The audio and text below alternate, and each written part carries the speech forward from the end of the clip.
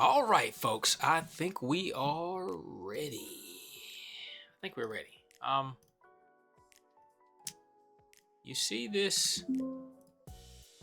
I'm gonna move this. I'm gonna turn them all off, and then we'll turn them on. Okay, so turn it on there. Multiple labels. Okay, so what we have here is a anchored VWAP. So you can have multiple anchored VWAPs on the same data stream. So you can have it on the subgraph or you can have it on the main chart. So I have one on the subgraph right here. Now, one thing to understand is in order to get it to the subgraph, you just need to click on the plot. And then when you're on the plot, you just say, yes, true for subgraph. Border, false. If I want the border, turn it to true. So I get a nice little border around there.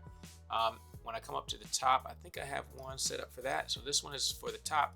That one says that the subgraph will be false. It still has a border of true. Okay, so what we're able to do here is if we have 15 options for making an anchored VWAP, just click on the text, click on the candle, click on the text, click on the candle. Same thing at the bottom.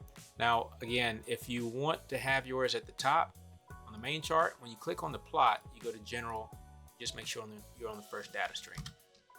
If you want it to be at the bottom, then when you open edit studies, whatever strategy you're on, this one is the true. Whichever study you have applied, just make sure that you have the data stream applied. That's number 3, 4, and Q.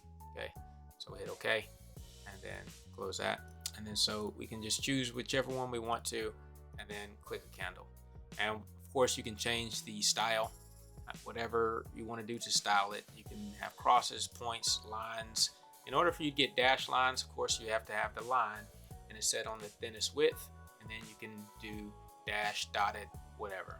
Okay, so that is pretty much it.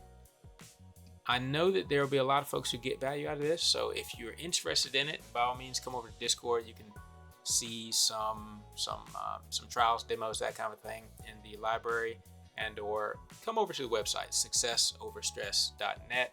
That's where you can actually download the ELD, the file, to try this out, see if it interests you or if it's what you need. Okay, again, I'm Eric. Let me tell you one other thing. I had it ready earlier. There's some issue. There might be a potential bug with TradeStation. I don't know. I figured out a workaround and it'll work perfectly. But so when you save this file, when you save this chart, I'll go and I'll close it. Yes. Now I'm going to open it back up. Workspaces, Discord. Okay. When I open it back up, it has everything that I applied prior, and it has all you have to do to delete a line is click the label that is highlighted, right, that it references. Okay, so you just click that line. Click this one. They get bolden when you have something there. Okay, so that's how you get rid of them. That's how you add them. Of course, it saves across the workspace save event. But like I said, I believe there's a bug in TradeStation, and I made a video about that. So if you guys are interested in the code or how to program this, you'd be curious to check out that video so that you can avoid the same time-consuming complications that I ran into. But as always, I'm Eric. I'm out.